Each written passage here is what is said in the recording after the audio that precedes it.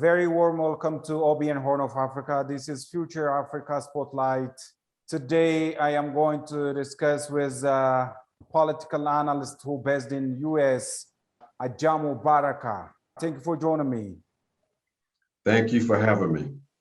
The US government is warmongering upon Ethiopia these days. What is the secret behind? Well, actually, there is really no secret. The U.S. has been quite clear about its intentions, not only in Africa, but really throughout the world. And their intentions is very simple. They want to maintain global hegemony. Their policies are being informed by the bipartisan commitment to the doctrine of full spectrum dominance. Full spectrum dominance is the idea that the U.S. would be globally hegemonic, and that in every region, any particular state that builds the potential power to challenge U.S. interests in a particular region, be it Africa or Latin America or even Asia, those states will be undermined in order to make sure that they never pose a threat to U.S. hegemony. So in the case of Africa, we pose a very simple question to our friends in the U.S.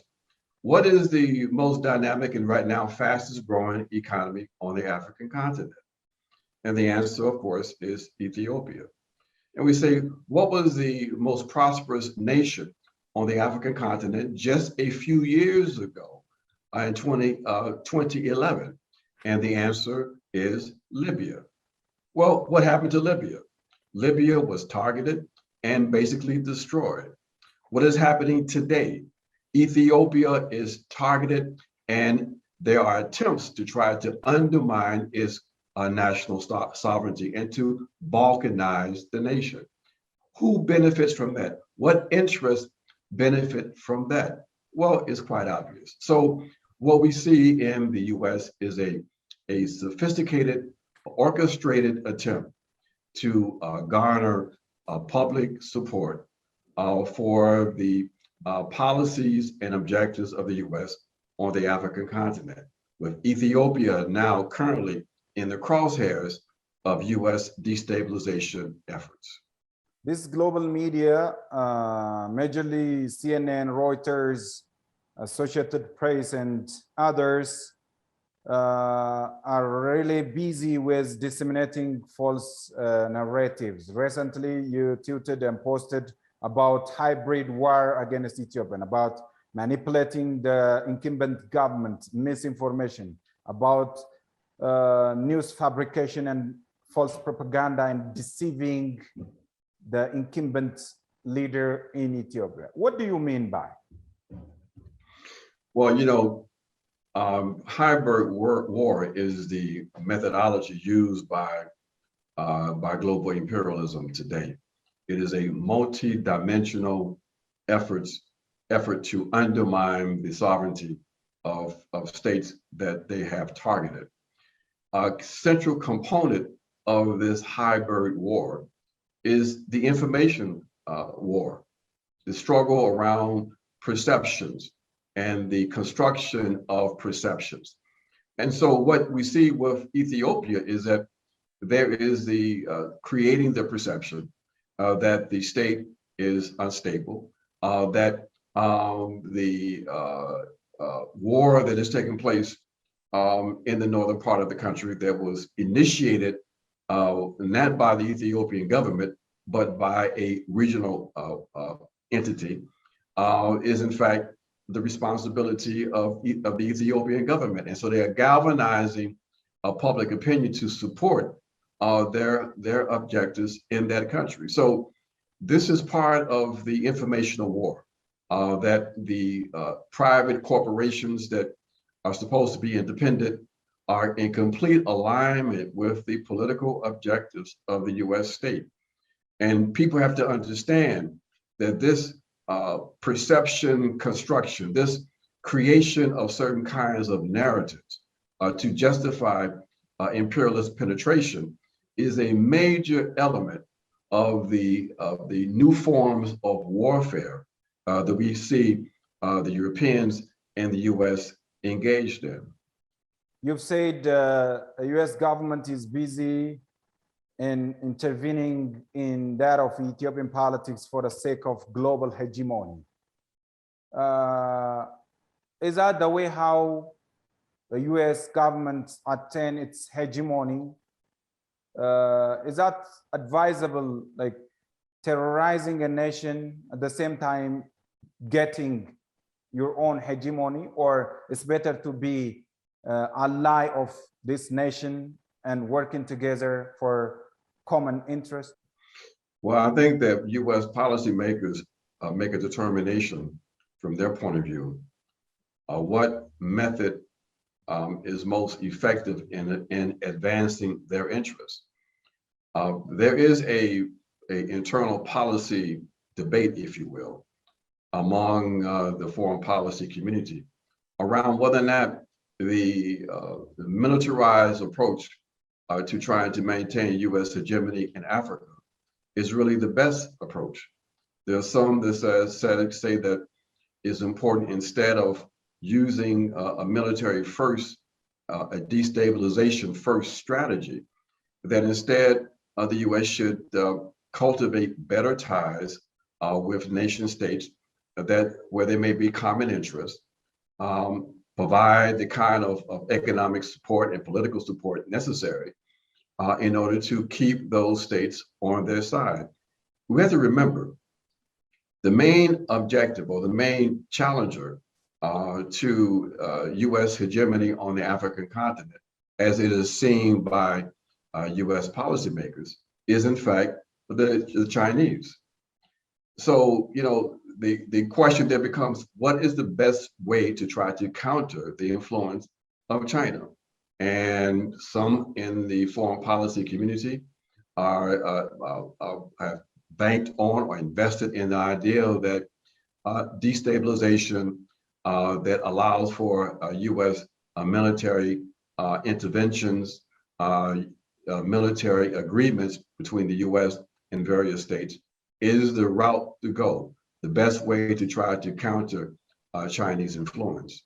So this is a growing debate within the foreign policy community, and the effectiveness of it remains to be seen.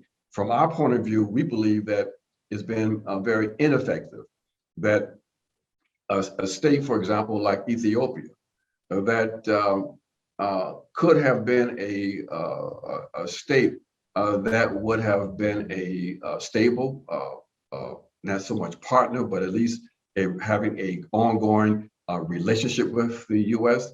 Would have been beneficial. But instead, they embarked on a policy of destabilization.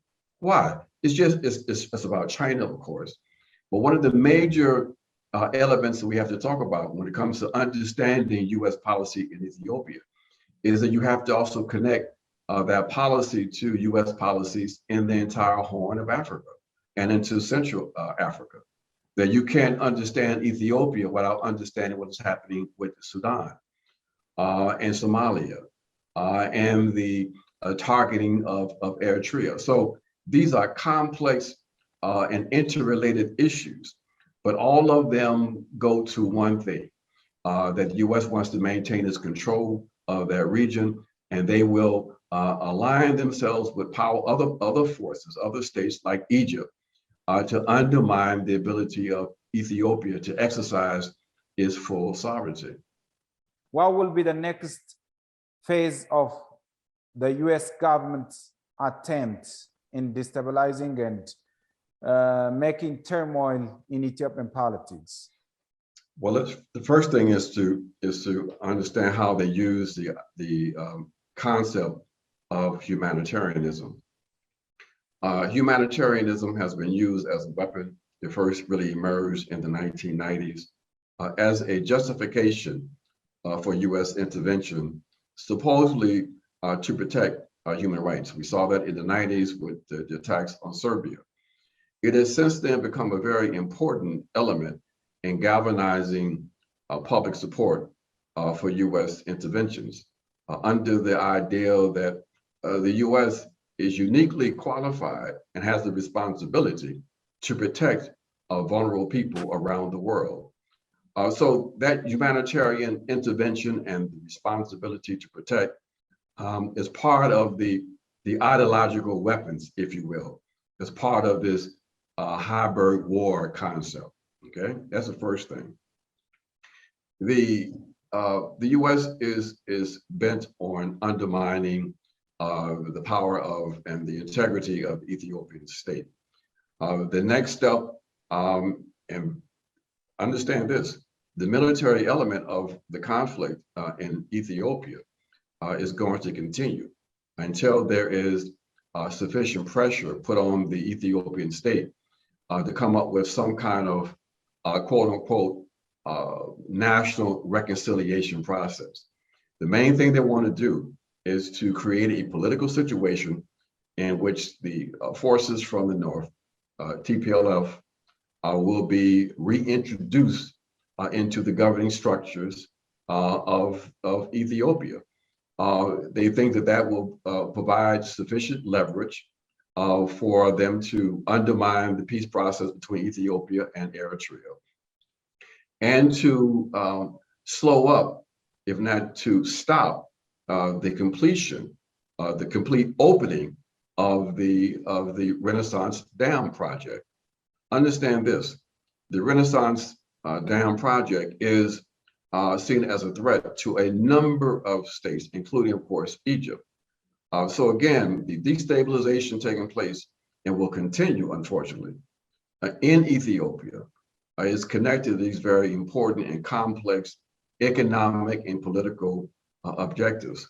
And so the people of Ethiopia need to be prepared that this struggle is unfortunately going to continue because the U.S. is intent on undermining the ability of the Ethiopian state to realize its potential. And that is a problem for Ethiopia, it's a problem for Africa, it's a problem for peace. The sympathy that the US government has for TPLF is boundless.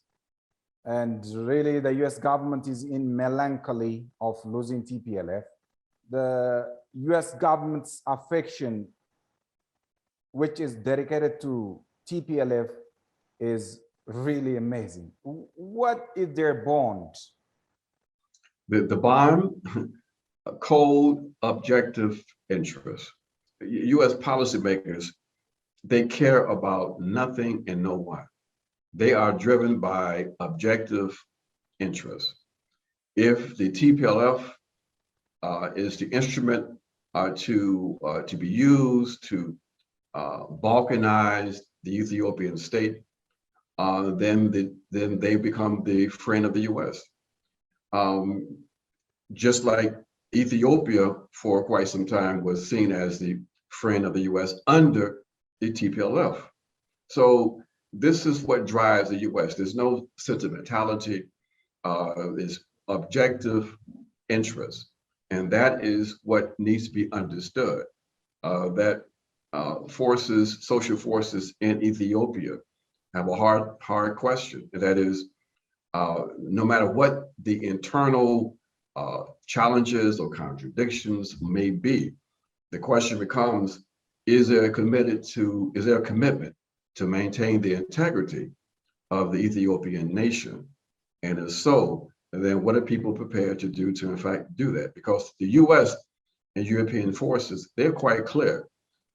They will not stand by and allow for an ascendant Africa.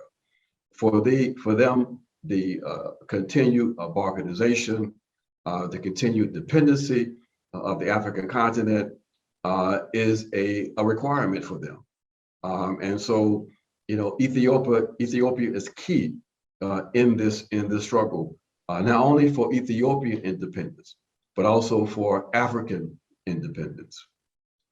The US government is weakening the federal government of Ethiopia through economic and political pressures. We can mention the sanction and aid cuts and other as well. Do you think this would resolve the ongoing conflict in Ethiopia? No, it's meant to basically put pressure on the Ethiopian state to violate its own constitutional processes, its own governmental processes, in order to arrive at some kind of new national reconciliation process with the TPLF. That so no, these are pressures, coercive pressures put on the state in order to advance U.S. interests. So no, it's only going to intensify the process of undermining the sovereignty of the Ethiopian state, and that is its intent, to drive the state into a place where it's forced to negotiate, to concede, and to allow for this force from the north to be a part of the governing process. As a political analyst, where do you expect the end of the U.S. intervention in Ethiopian matters these days? Shall we expect the worst scenario out of this involvement, or a blessing? Well, I think it's unfortunate that the military component of this will probably continue until it becomes clear, until the Ethiopian state is able to put a break on the aspirations of the TPLF. Until the situation on the ground will determine U.S. approaches to the situation. Unfortunately, it seems that the commitment on the part of the U.S.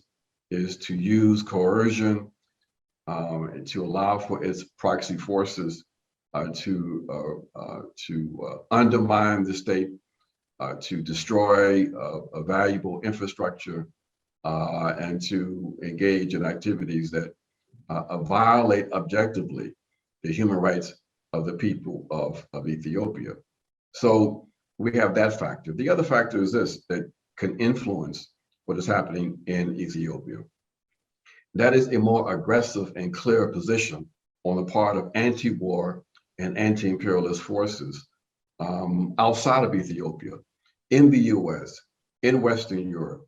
And that is the role that we are attempting to play with others, to bring attention to the situation, to expose what we see as the real objectives of the US in that part of the world, and to build a powerful movement in which we can then influence policymakers in the US to force the US to take positions that are respective of the human rights of the people of Ethiopia, the national sovereignty of the people of Ethiopia, and to put a break on the aggressive militarized policies of the US, not only in the Horn of Africa, but throughout the African continent.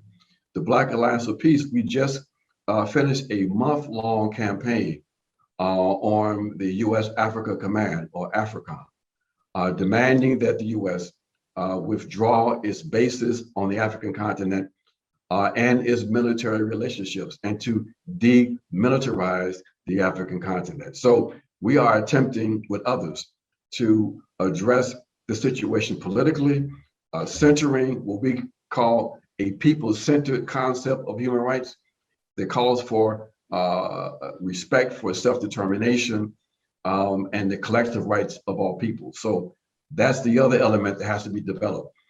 That's not just about what happens on the ground in Ethiopia, as important as that is, but also how we can begin to move public opinion in a direction that would demand a peaceful resolution of the conflict in Ethiopia. What would be the stand of the UN Security Council if the US troop engaged in Ethiopian conflict? Unfortunately, what that means is that the US would engage in another rogue state operation. interventions into various nations on the part of any state is a violation of the United Nations Charter, a violation of international law. But we have seen that the U.S. has not allowed that to prevent them from illegal interventions, from destabilization campaigns.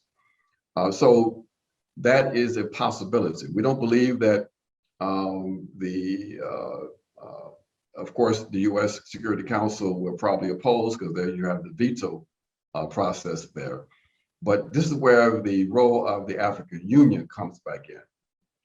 There can be no solution to the situation in Ethiopia, and certainly no introduction of foreign military forces in Ethiopia without the role of the African Union being considered. And so any introduction of troops by the U.S. Under NATO or the participation of NATO must be and will be rejected. I can tell you now, there's not much appetite in the U.S. public in support of any kind of significant, quote unquote, boots on the ground in Ethiopia. But of course, they are constructing this notion of humanitarianism to see if they can garner some public support for a direct intervention of U.S. troops. We don't believe that's going to happen. There may be the introduction of forces under the guise of NATO and maybe even the AU, but we are opposed to that in any form. We believe that what has to take place is a de-escalation of the conflict and to allow for the people of that region to work this out themselves. We are concerned about the military ability of the TPLF to engage in this prolonged military conflict. We raise the question, where are the arms coming from?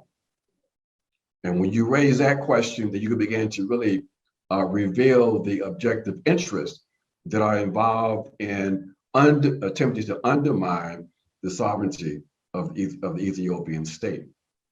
What will be the reaction of the economic superpower counterparts if the U.S. government involved in this situation, from the side of Russia and China, as well as from North Korea and so on? Well, it really remains to be seen. The Chinese have expressed concern with what is unfolding in Ethiopia. And of course, one of the reasons, and we've said this already, that the U.S. is involved in attempting to undermine Ethiopia is because of the growing influence, as they see it, the presence, if you will, of not so much the presence, but the relationships, economic relationships between the Ethiopian state and China. That will only be enhanced and the power of the state enhanced with the full development of the Renaissance Dam project. So the Chinese, of course, are opposed to these efforts to undermine the Ethiopian state. The Russians are not really a significant force in this equation yet. They have their own issues that they have to deal with, and that we should deal with also in terms of what is happening on the African continent. But right now, there's not much support from either the Russians or the Chinese for any direct UN intervention. And because of that, then we think we could be quite confident in asserting that there will be no Security Council vote to allow for a UN intervention under the guise of peace to take place in Ethiopia. Ajamu Baraka, political analyst, thank you for your words mentioning insights upon the ongoing situation in Ethiopia. Thank you. Have a good one. My pleasure. Thank you.